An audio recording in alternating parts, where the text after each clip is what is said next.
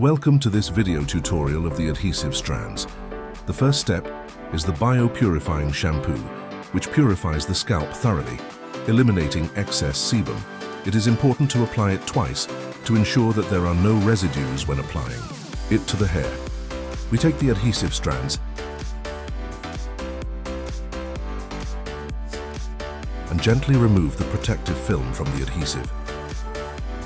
After separating the section of hair, we remove the right amount with our swan, making sure that the section is perfectly horizontal and not triangular. We gently insert the hair into the book tutor for uniform distribution and close the book tutor by applying light pressure with the thumb and forefinger for about 3 seconds. Finally, we remove the book tutor, keeping the hair still.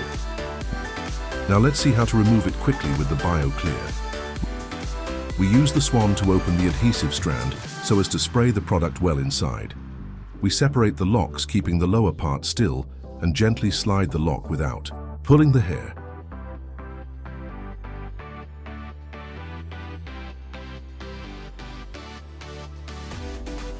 For other questions, I invite you to download the ColdHair app and contact our customer service.